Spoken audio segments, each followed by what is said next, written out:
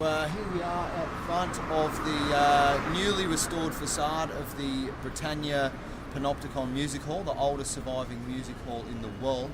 I first discovered this place about 10 years ago. I was just walking through the Trongate. Back then the front hadn't been restored, and it was just a kind of dilapidated old sort of shop front, and it was like an amusement arcade, which it still is. But I looked in the window and there was all these weird old pictures of like freak shows and bearded ladies and stuff like that. And I thought, oh, hello, what's all this about? And I went in and asked them, and they said, oh, well, if you like, we can show you the music hall upstairs, which basically wasn't really open to the public at the time, but let's go and have a look. So this has all been restored, so it's pretty cool.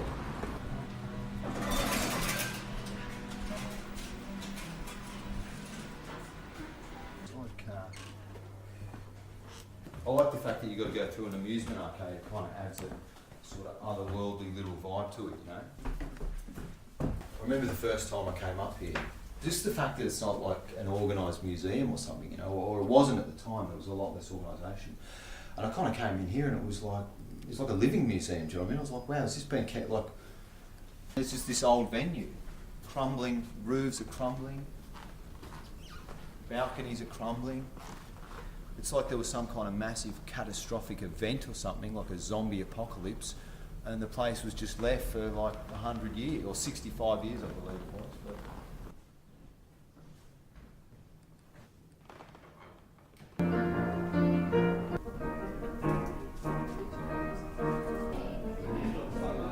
so this is Graham. Graham, I'm Ro, nice to meet you. And I believe you have a lot to do with the archives here at the Britannia. Well, involved in the early days of Judith, we went under all the floors in the theatre and pulled out various objects belonging to the audience. Oh wow, so that was your job, pulling the programmes. Okay, what's the sort of most interesting things you found there? The programmes that told us quite a lot about one programme that we used for all our publicity, this sort of vaudeville girl in a quite a risky costume, which I think might not have lasted for very long because maybe people complained about. Were any of the pages stuck together? No, they were all right. But and have you found any sort of personal effects? Or? Lots of personal effects, cheap tin brooches, of the audience, lots of tie bars, of a shipyard men probably dressed up in the 1900s, 1920s. In the latter days of Britannia, they have what's called a tie bar, which holds your tie, your collar together below the tie, a metal bar. Found a number of these, so people dressed up to come to the music hall. Now they tell me there used to be some nefarious activities happening upstairs. There probably would be nefarious activities, but it's not as big as some of the bigger theatres down south to do the nefarious activities. Okay. The bigger music halls, it's easier to do the nefarious activities. It's quite small up there, and people could see wolves. Right. Okay. The bigger theatres, it's easier to go into dark areas and hide in promenades and pick people up in the promenade areas. And there's problems with music halls in London. And how did you discover this place? Well, I heard about it. It was at the drama school many years ago. 17 years ago, I joined with Judith, who'd managed to set up a trust fund to look after the building, and started to help Judith with the trust and doing things in the building, finding things and decorating the buildings. Oh, fantastic. We've done a great job. Been here.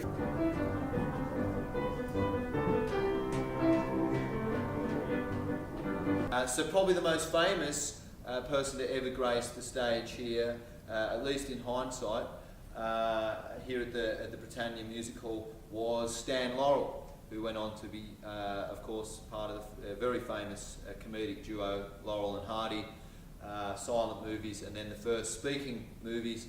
Stan Laurel's father owned a music hall in Glasgow himself. But he was very against the idea of his son Stan being a performer because he looked upon his performers as being reprobates. So Stan actually snuck out of the family home at 16 and got himself a spot here. So he came down here to perform. Now, by a twist of fate, his father happened to be walking past one day, on the very day that Stan Laurel first played here, and the owner of this music hall, the Britannia, was standing at the front. He saw Stan's father and just assumed that he was here to see his son. He went, "Oh, how are you? Mr. Laurel, you're here to see Stan, are you?" His name wasn't Laurel, but it doesn't matter. And he goes, "You're here to see Stan." He said, "What are you talking about?" He goes, "Stan's playing." He said, "You're kidding me." He goes, "My son doesn't perform." He goes, "Well, he's on stage right now."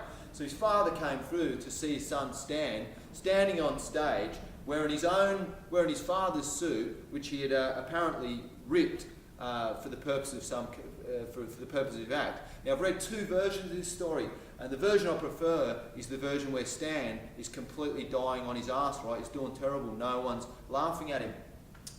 His father told a story that in fact he walked in the room and his son was already killing, right? He was doing well. So I don't know if he's looking back on it with rose-tinted glasses. But anyway, he wasn't happy because he walked in and saw his son wearing his suit that had been ripped up. I prefer to think that Stan Laurel was dying on his arse because I'm a comedian and therefore have a bit of schadenfreude when it comes to other performers. He's standing there, he's not doing well. He looks to the back of the room, there's his father standing there purple with rage that his son is not only performing secretly behind his back but also wearing his suit which he's ripped to pieces. His father's standing there, Stan Laurel freaks out, sees his father, his hat falls off his head, he turns it into a comedy bit. The crowd laugh, right?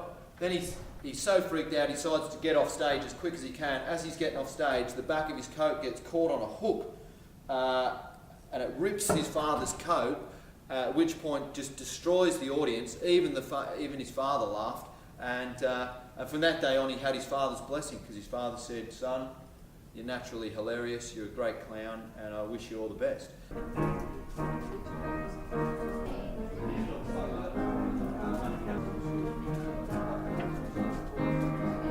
Hangings were the main form of public entertainment for working class people in Glasgow, right? And then public hangings, they did away with public hangings. And this place, what they used to do is they used to stage fake hangings. If a murderer got sentenced to death in the Glasgow High Court, they used to bodge up a dummy of the murderer and they'd hang him here. The crowds used to love it, right?